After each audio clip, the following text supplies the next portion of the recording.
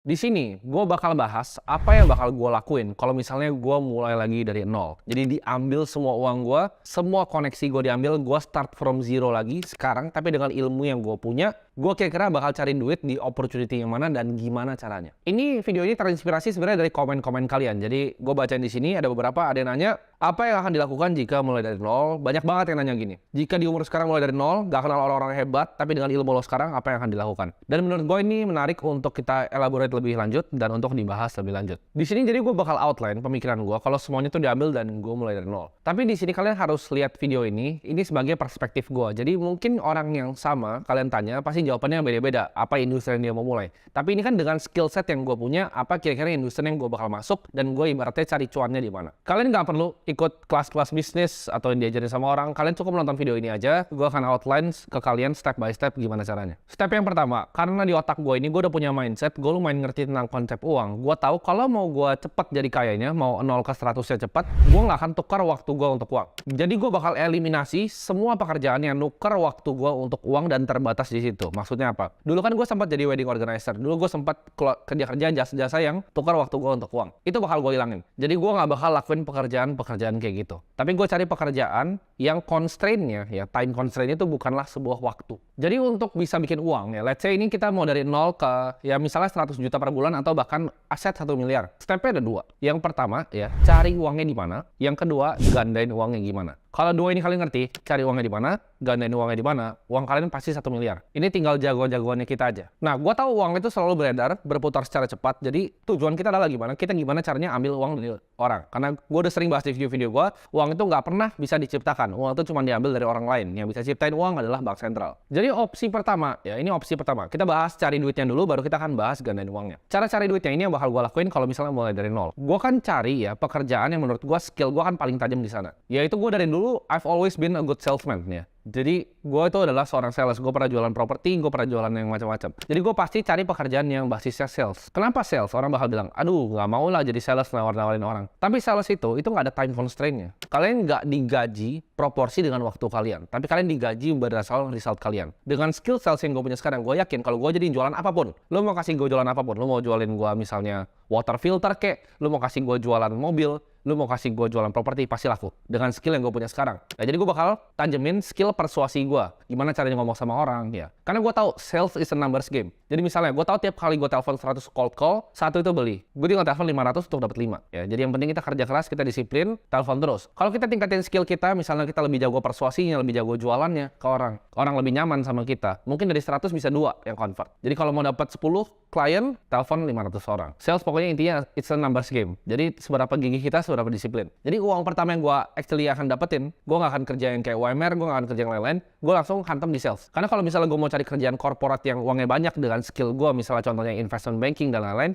tanpa koneksi itu rada nggak mungkin. Jadi yang uangnya bisa sama, bisa puluhan juta, yaitu adalah sales. Itu kan opsi pertama. Kalau gue terlantar gitu di pinggir jalan ya, itu opsi pertama yang gue akan lakukan. Gue langsung ke sales. Nah, sambil kerjain opsi pertama ini, gue akan punya side hustle. Jadi gue akan kerjain opsi kedua nih. Jadi gue bukan salah satu opsi, tapi gue pasti jadi sales sambil gue nyambi ngerjain bisnis gue. Nah, gue akan kerjain bisnis. Kenapa? Karena gue tahu untuk kita jadi kaya, antara kita jadi owner dari bisnis atau kita punya bagian kecil dari bisnis orang sebagai investor. Tapi kan gimana caranya jadi investor kalau nggak punya duit? Jadi harus punya duit dulu. Nah, di sini yang gue akan tekanin ke kalian adalah bisnis itu nggak perlu modal. Kalian nggak perlu mindsetnya, oh dia orang kaya baru bikin bisnis. Nggak. Bisnis itu banyak banget yang modal otak. Dan gue akan contohin salah satunya di sini. Dan ini juga udah pernah gue kerjain. Kalau misalnya gini, kita lihat bisnis ya. Bisnis itu ada dua. Ada yang modal otak ya, sama ada yang capital intensive. Maksudnya capital intensive itu apa? Kita butuh modal besar untuk bisnisnya awal mulai running. Contohnya, kita mau buka toko bangunan. Kita perlu misalnya inventory 5 miliar, 10 miliar gitu. Cuma kita nggak punya uang seperti itu. Kita mau buka misalnya klub malam. Kita butuh uang untuk renovasi 40 miliar segala macam. Kita nggak punya uang ya untuk bikin seperti itu. Tapi kita punya apa? Kan gue disisain otak kan. Gue nggak punya uang tapi punya otak. Jadi gue cari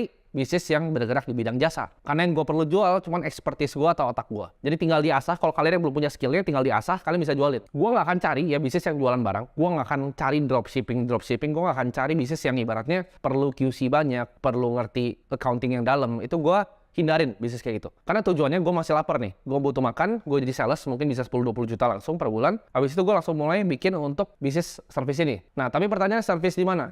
Bisnis yang nggak perlu karyawan banyak, bisnis yang nggak perlu inventory management, bisnis yang nggak perlu QC yang ribet. Gue tahu mungkin ada beberapa dari kalian yang bilang, oh jualan barang kan bisa kaya. Betul, jualan barang tuh bisa banget kaya. Dan itu menurut gue uangnya lebih banyak sebenarnya kalian jualan produk dibanding kalian jualan jasa. Tapi untuk bikin sebuah produk itu butuh kalian knowledge yang lebih tajam dan butuh waktu yang lebih panjang. Sedangkan kalau jasa itu bisa langsung dijual besok asal kalian ketemu kliennya. Kalian punya skill apa, kliennya butuh solusi apa, kalian ketemu di tengah, kalian dapat uang. Nah, gue akan bikin ya bisnis ya antara dua sebenarnya kalau gue punya skill set kayak sekarang. Jadi gue bakal bikin bisnis yang service bisnis lain. Balik lagi ke tadi, apakah bisnis yang B2C ibaratnya bisnis to consumer itu nggak bisa duit banyak? Bisa, dan itu banyak banget uangnya. Tapi ini kan kalian tanya kalau gue mulai, gue pasti akan cari yang bisnis to bisnis yang bisa benefit bisnis lain. Contohnya kayak misalnya vertical software. Karena software itu kalau misalnya udah dibuat ditaruh di bisnisnya, switching cost-nya terlalu besar untuk diganti software lain. Jadi recurring revenue-nya sticky. Itu mungkin salah satu option yang gue bikin. Tapi gue tahu kalian di sini banyak yang nggak bisa programming. Tapi kalau kalian punya programming, itu bisnis yang akan gue kerjain. Gue akan langsung coding setiap malam. Jadi gue paginya sales, malam gue bakal coding untuk bikin vertical software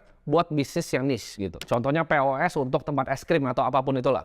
Jadi gue cari yang niche tapi vertical software. Kalau horizontal tuh kayak Excel tuh. Microsoft Excel tuh horizontal dipakai semuanya. Tapi gue bakal cari yang vertical. Jadi satu industri doang dan very sticky. Habis itu gue cari untuk exit untuk jual bisnisnya. Dan ini menurut gue yang lebih menarik untuk kalian. Karena yang pertama tadi itu butuh skill set yang dalam banget di programming. Kalian mungkin banyak yang nggak bisa. Jadi kalian lebih banyak pasti ke opsi yang selanjutnya. Yaitu gue akan bikin sebenarnya marketing agency. Nah, kalian dapat gambaran nggak? Pertama gue suruh kalian jadi sales. Kedua gue suruh kalian bikin marketing agency. Kenapa? Gue selalu ngajarin orang yang butuh uang ya. Misalnya lu BU nih, cara paling gampang untuk bikin uang adalah bikin uang untuk orang lain. Maksudnya apa? Kalau misalnya lu jadi sales nih, lu jadi sales dan lu penjual terbaik bulan ini. Lu datang ke kantor, lu naikin kaki di atas meja, ya lu tumpahin kopi. Menurut lu bakal dipecat atau nggak? Sama bos lu. Lu top sales of the month. Jawabannya nggak akan. Lu nggak akan dipecat, lu nggak akan digubris. Kenapa? Karena lu bring in money. Mau sikap lu kayak tai di perusahaan, tapi lu sales paling jago di perusahaannya. Ya. Satu, lu bisa ngejual kayak 10 orang gitu. Lu nggak akan pernah dipecat. Lu akan disayang sama bos lu. Karena lu bring in duit. Lu ujung tombaknya perusahaan. Sama seperti agensi marketing. Kalau kita bisa kasih bisnis ini uang dari misalnya campaign kita, dari strategi kita, omsetnya bisa double, lu nggak mungkin digantiin. Dan gue bakal kasih tahu strategi gimana cara kita minta uangnya. Jadi ini ada taktiknya. Minta uangnya jangan cuma minta 7 juta sebulan, 10 juta sebulan. Tapi ada taktiknya, gue bakal share di belakang. Tapi gue tahu kalau misalnya kita target untuk bikin agensi, kalian misalnya mau 1 miliar per bulan bersih, itu susah gitu. Itu butuh agensi yang besar, skill yang besar. Tapi kan video ini mungkin gue tahu banyak yang nonton itu buat dapat 10 juta sampai 20 juta sebulan aja kalian udah happy. Jadi ini yang gue targetin marketnya ya. Jadi buat kalian nonton ini bukan orang yang mau bikin agensi 1 miliar. Tapi buat kalian sekedar dapat uang tambahan 10 juta dari sales, 20 juta dari bikin agensi itu bisa banget kalian nonton video ini. Jadi gue bakal tawarin skill marketing gue. Karena gue udah punya skill marketing, gue bakal tawarin skill marketing gue ini ke beberapa restoran misalnya, ke beberapa retail shop yang base-nya online. Jadi misalnya mau dia jual baju, dia jual susu, dia jual apapun itu, online shop, di Instagram, di Shopee, gue bakal offer skill set gue untuk gue bisa gandain omsetnya. Nah, mungkin pertanyaan kalian, kalau kalian sebagai owner bisnis, buat apa terima agensi luar? Karena gini, kalau misalnya kalian mau sebagai owner bisnis nih, gue owner bisnis, gue mau keluarin berita, gue nggak akan hire PR in-house. Kenapa? Karena gue butuh bayar BPJS dia, gue perlu bayar pesangon kalau pecat dia segala macam, gue perlu ada tempat buat dia kerja. Sedangkan, kalau gue sebagai owner bisnis, gue mau keluarin berita, gampang, gue hire dia PR agency. Ya, gue bayar berapa puluh juta, selesai, beres. Jadi caranya gitu. Business owner tuh banyak kerjaannya dan sibuk. Kalau kalian bisa bantu selesaiin solusi mereka, yang mereka nggak perlu hire in-house, mereka kan pakai kalian. Jadi simpelnya, agency itu adalah kita offer service ke bisnis yang butuh. Nah, di sini stage ini kalian nggak perlu pusing untuk mikirin PT-nya gimana, CV-nya gimana, nanti dulu. Yang penting uang tuh masuk dulu ya. Uang masuk dulu, urus itu gampang, bisa belakangan. Nah, sekarang pertanyaannya, oke, agency marketing. Kan kita tahu, kita kira-kira tawarin misalnya ke retail shop. Ini yang gue pikir ya, kan kalian tanyanya apa yang akan gue lakukan. Yang gue pikir adalah gue akan cari misalnya yang online shop, karena itu menurut gue lebih gampang gue scalingnya dengan advertising gampang gue scale. Pertanyaannya sekarang bikin agency apa? Agency kan ada banyak. Marketing agency itu udah luas banget ya. Mungkin dari teman-teman ada yang nawarin misalnya, oh bikin agency untuk jasa desain feed Instagram dan lain-lain. Ada banyak. Misalnya agency bikin video lah, agency apa lah. Itu menurut gue semuanya nggak penting. Kenapa? Karena anak SD lu kasih Canva itu pasti bisa bikin feed Instagram. Jadi nothing special about service lu. Lu akan jual murah dan banding-bandingkan harga. Lu akan bikin 30.000 per post, ya kan ada paket 600.000 post banyak gitu. Capek ya, buang waktu, buang energi. Gua nggak akan pernah ngelakuin service kayak gitu. Tapi service yang gua lakukan adalah gua bring dia uang. Kalau gua janji lu uang sekian, lu kasih gua persenan. Cara mainnya gitu. Jadi performance based. Jadi performance marketing agency. Kalau kita perform, baru kita dapat uang. Hal paling penting dalam suatu bisnis adalah omset, adalah uang masuk ya. Jadi kalau lu bisa increase uang masuk itu, lu akan dibayar, terserah lu bisa mintanya suka-suka. Balik lagi ke sales tadi. Kalau lu orang yang ningkatin omset di suatu bisnis, lu akan disayang. Dan lu nggak akan pernah di cut off. Ini gue mungkin cerita pengalaman gue ya. Jadi gue ngomong gini nggak asal bacot, tapi ini hal yang gue pernah lakuin. Jadi gue pernah bikin agency. Waktu itu salah satu klien gue adalah pabrik konveksi lumayan besar. Nah, bisnis modelnya dari pabrik konveksi ini adalah dia terima orderan. Ya, misalnya 12 piece, 24 piece dari orang yang awal-awal mau bikin baju, abis itu udah laku tokonya baru pesan sama dia lebih banyak. Bisnis modelnya gitu. Jadi cari orang yang baru mulai bisnis. Jadi yang gue lakukan apa? Gue datang ke ownernya, gue bilang, omset lu gue dobelin. Jadi gini, cara lu offer sesuatu ke orang adalah bikin offer yang mereka nggak bisa tolak. Jadi gue datang ke ownernya, gue bilang, omset lu gue akan dobelin. Dia kan bilang, ini anak orang gila kali ya. Gue bilang gini, lu nggak perlu bayar gue. Lu nggak perlu bayar gue. Gue datang, gue bilang, gue dobelin omset lu. Nggak perlu gue dibayar, tapi kalau omset lu double, gue minta 10%. Menurut lu dia bakal bilang apa? Ya iyalah, ini mungkin anak orang gila, mungkin nggak akan kejadian juga, cuman gue nggak keluar duit juga. Jadi waktu itu dari gue kerja yang lain, advertising pertama itu gue yang tombokin. Jadi gue pakai video sendiri, gue rekam set gitu kan, gue bikin b-roll gitu ala-ala tentang pabriknya. Habis itu gue tulis tuh pakai copywriting. Ya jadi itu skill lagi tuh, skill yang gue punya copywriting. Gue tulis buat kalian yang punya online shop baju bisa bikin di pabrik ini. Sesimpel itu. Terus ada WhatsApp gitu. Jadi dari situ gue tembak iklannya, gue pakai targetingnya yang jelas. Apa yang terjadi? Dia dari 2 yang ngechat sehari, 40 yang ngechat sehari. Omsetnya 3 kali. Dan gue minta 10% dari omsetnya yang naik itu. Ya. Gede nggak? Gede, puluhan juta. Jadi cara kerjanya gitu. Dibanding gue minta 5 juta di awal, gue kerjain service-nya. Itu kemungkinan tolaknya gede. Ibaratnya lu belum deliver apa-apa, ya kan? Lu belum buktiin value lu ke owner-nya, lu udah minta duit. Lu minta retainer kayak gitu, pasti ditolak. Jadi mintanya performance based. Jadi dari omset dia, lu minta berapa persen, tapi kalau lu berhasil dobelin atau 3 kaliin. Dan menurut gue kayak gitu gampang. Kalau kalian ngerti skill-nya. Tapi kan ini balik lagi, ini skill yang gue udah punya gitu. Jadi gue kalau kayak gitu, udah pasti cepat banget. Orang gue udah biasa dulu di perusahaan lama gue, bakar ads tuh 500 juta, 1 miliar sebulan tuh udah biasa. Jadi gue udah tahu targetingnya yang rapi kayak gimana. Itu gue tinggal masuk, gue funneling semua di Excel, rapin, tembak semua. Jadi gue bakal kerjain 7-8 klien, itu udah pasti 100 juta sebulan minimal. 100-300 juta sebulan, itu udah di kantong. Nah buat kalian, mungkin kalian nggak langsung sebesar itu. Coba kecil-kecil dulu aja. Tapi gue yakin dengan ini yang gue ajarin ke kalian, kalau kalian bener-bener pikir gitu tentang bisnis modelnya, 10-20 juta pasti kalian dapat per bulan. Bersih, itu pasti dapat. Pertanyaannya, gimana cara kalian yang pintar, pikir pakai otak. Jadi di TikTok, kalian search tentang bisnis. Di Instagram, search hashtag bisnis-bisnis yang kalian mau target. Misalnya jualan makanan anjing, ini gue ngasal ya. Jualan makanan anjing, lu cari di Instagram. Jualan makanan anjing, cari di TikTok. Mau ngomong sama ownernya, lu bilang, gue bisa adsense ini buat omset lu double. Jadi jangan cari bisnis fisik. Kalau kayak restoran gitu lebih susah. Carinya bisnis yang online, karena itu lebih scalable. Mereka udah punya delivery systemnya, udah ada supply chain-nya, udah lengkap. Lu tinggal jualan gitu. Lu jualan, mereka delivery semua. Makanan anjing lah, atau apa, mau tisu anjingnya juga bisa. Misalnya popok buat anjing itu juga boleh. Macam-macam. Dan cari biasanya kliennya yang menurut kalian marketnya gede tapi belum ketap. Dia belum ngiklan, dia masih cuma konten marketing. Itu kalian hajar di sana. Bisa cari dari mana lagi? Bisa cari dari Google bahkan. Kalian lihat offline store nih. Misalnya kita mau bahas anjing aja deh. Ya. Kalian misalnya ketemu Ruko nih. Ruko dia jualan misalnya makanan anjing. Lu datang ke situ. Lu pakai Google Map. Lu bisa cari. Jadi gue dulu pakai cari klien itu pakai Google Map. Sakti banget. Lu bisa lihat di mana tempat-tempatnya di mana. Lu datangin ke situ dan lu ngomong ke ownernya. Ini gimana nih kalau misalnya gue bisa dobelin omset lu. Lu nggak usah bayar. Gue yang keluar duit buat iklannya. Itu offer yang mereka nggak bisa tolak. Gue yakin lu tawarin 10, at least 5 mau. Karena kalau lu gagal pun mereka nggak rugi. Lu bilang lu yang iklanin, lu yang videoin, lu yang buatin semuanya. Jadi simpel caranya. Kalau udah tinggal tanda tangan MOU ya, lu minta 10% dari kenaikan yang lu kasih gitu. Karena buat dia cengli, dia dapat 90%, lu dapat 10%. Dan buat lu juga happy. Karena lu cuma modalnya kecil banget sebetulnya untuk running Facebook kan. Jadi pertama, bikinin kreatifnya ya, bikinin kreatifnya antara bisa lebih bagus video. Jadi lu bikin kreatifnya dalam bentuk video, lu misalnya sewa teman lu kayak 500.000 lu kasih uang suruh video-videoin. Lu bikin copywritingnya rapi, tembak di Facebook aja rapi. Atau misalnya lu mau main SEM di Google juga boleh. Itu omsetnya gue yakin pasti naik. Nah itu gue udah kasih ya outline-nya. Buat kalian minta detail dong. Gue nggak ngajarin untuk bikin kayak gituan gitu. Tapi gue udah kasih nih. Ibarat lu tuh udah gue suapin nih bisnisnya. Kalau lu kelar video ini masih kayak, oh gue mulai dari mana? Itu udah lu orang malas aja lah. Lu orang paling malas di dunia. Ini cuma satu bisnis model. Mungkin kalau kalian minta request yang lain, gue bisa sharing bisnis-bisnis yang gue pernah kerjain. Tapi itu yang bakal gue lakuin. Cari duitnya udah kan? Jadi sales, bikin agency, ya atau bikin vertical software kalau lu punya otak untuk jadi programmer. Nextnya apa yang gue bakal lakuin? Itu kan gue udah dapat kira-kira 100-200 juta sebulan. Yang gue bakal lakuin adalah gue ganain uangnya di mana.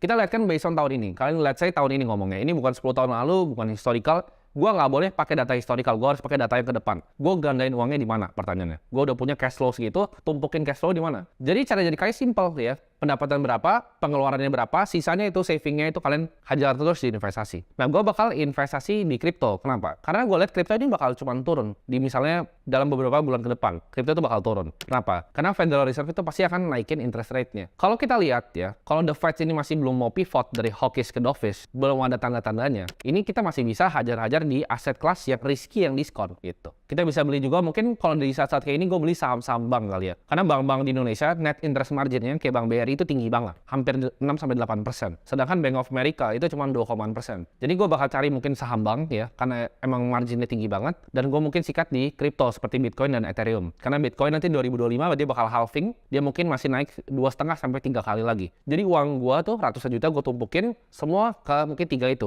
Jadi gue beli saham bank ya, gue beli Bitcoin, gue beli Ethereum. Jadi 3 itu gue tumpukin terus uangnya. Itu menurut gue dalam 3 tahun, 4 tahun itu uangnya bakal double ya. Minimal banget double. Jadi misalnya 100 juta sebulan, setahun gue bisa dapat 1,2 M, minimal duit gue by the end of 2025 tuh bisa lumayan gede gitu, bisa 3-4 miliar. Jadi itu strateginya kalau misalnya gue mulai dari nol, apa yang gue bakal lakuin ya. Jadi simpel banget, jadi sales ya, jualan apapun itu bisa 5-10 juta. Uang itu gue pakai untuk modalin nawarin tadi advertising awalnya. Jadi gue bakal dapat sekitar mungkin ya 50-100 juta dari sini. Uangnya gue tumpukin di saham perbankan, di kripto seperti Bitcoin dan Ethereum. Tapi kalau kalian mau lebih gandain lebih cepat lagi ya, kita cari yang lebih small cap. Mungkin saham-sahamnya kalian cari yang lebih cyclical, atau di kripto kalian cari yang lebih small cap. Tapi gue harus cari yang paling agresif, karena gue nggak bakal tabung di deposito. Karena ini uang gue masih kecil, masih cuma 100 juta. Hilang semua juga tinggal bikin lagi bulan depan. Ya. Jadi di saat uang kecil, kita justru harus sangat-sangat konsentrasi dan agresif. Ya. Jadi jangan disebar, jangan di deposito, jangan di obligasi. Ambil langsung yang risk curve-nya paling tinggi. Saham, kripto, alternatif aset, private equity, venture capital. Hajaran di yang paling high risk. Kenapa? Karena itu namanya Kelly Criterion Betting System. Jadi ini gue belajar dari sistem judi sebenarnya. Dimana kalau kita punya suatu bet dengan probability yang lumayan tinggi, kita betnya lumayan besar dari bankroll kita, bisa sampai 50%. Jadi yang kita lakukan adalah kita bet di aset yang kita yakin dan dikonsentrasiin. Jadi single concentrated asset position, antara misalnya kripto semua atau misalnya saham small cap semua. Jadi yang benar-benar agresif, yang bisa misalnya double atau 3 kali. Jangan cari 7-8% per tahun, itu nggak bakal bisa jadi kaya. Tapi cari yang lebih tinggi. Tapi balik lagi, ini kalau apa yang gue bakal lakuin, belum tentu cocok sama kalian. Karena profil resiko gue tinggi. Tapi dengan ilmu yang gue tahu, gue akan hajar terus sampai mungkin 15-20 miliar baru mulai diversifikasi. Tapi kalau uang gue masih 1M, 2M itu gue bakal hajarin terus. Beli 1, beli 2. Kenapa? Karena kalau lu beli 10 ya, 1 naik misalnya 5% itu cuma kecil dapatnya. Sama di kripto, lu beli 10 kripto, naik kecil-kecil gitu, itu nggak kerasa. Tapi kalau hajarnya 1, yakin naik double, porto kalian langsung double gitu. Dan jangan hilang duit. Gue invest di high risk, tapi bukan yang kemungkinan hilang duit. Jadi gue bakal lakuin due diligence yang dalam. Tiap malam gue bakal liatin tuh, price-nya seperti apa, annual report-nya gimana. Gue bakal fokus untuk bisa gandain uang gue. Karena gue nggak mau uangnya hilang. Kita harus investasi di apa yang kita tahu. Kalau gue nggak ngerti tentang kripto, kalian nonton ini, kripto nggak ngerti, nggak usah. Cari apa yang kalian ngerti, tapi cari yang paling agresifnya. Misal lu ngerti di saham, cari yang paling agresifnya di saham. Saham cyclical lagi koreksi, hajar yang bisa dalam. Jadi itu step by step yang gue akan lakuin. Cari income-nya dan gandain uangnya. Gue yakin kok, kalau misal diambil semua koneksi gue, diambil semua uang gue bisa balikin semuanya dalam setahun. Karena itu ilmu, ya. Itu semua ilmu. Gue tuh gak ketakutan. Gue bukan kayak karyawan yang nabung, takut kalau tabungan diambil semua. Gue jujur, tabungan gue diambil semua, ambil semuanya. Gue yakin gue bisa bikin balik lagi semua by tahun depan. Karena ilmu yang gue punya di sini, informasi di sini itu berbeda. Gue udah ngerti cara kerja gamenya. Karena uang itu adalah sebuah game. Ibaratnya semua game itu bisa dimenangin. Dan ada cara mainnya, ada aturannya, dan ada trik. Nah ini mungkin terakhir sebelum gue tutup, ya. Gue kasih kalian rule paling penting, yaitu rule 72. Kalau misalnya 72 dibagi persentase asetnya, return asetnya, itu berapa tahun uang lu bakal double. Jadi the golden number is 24%. Target portofolio gue tuh 24% per tahun. Karena tiap 3 tahun uang gue double. Jadi gue nggak ngincar 50, gue nggak ngincar 100. Gue ngincarnya spesifik di 24%. Susah nggak? Sangat amat susah. Karena Warren Buffett dia 20. Tapi gue udah tracking historical 89 tahun. Gue di pasar modal dan capital market, gue berhasil 30% lebih ya. Tapi nggak tahu ke depannya. Bisa aja turun, bisa 10, bisa 15. Tapi target gue semoga itu bisa di 24. Jadi tiap 3 tahun uangnya double. Tumbuk dari cash flow, uangnya double 3 tahun. Tumbuk double. Karena money is a double game. Uang itu adalah game, seberapa cepat lu bisa double uang lu. Semoga bermanfaat untuk kalian yang baru mulai usaha atau baru mulai investasi.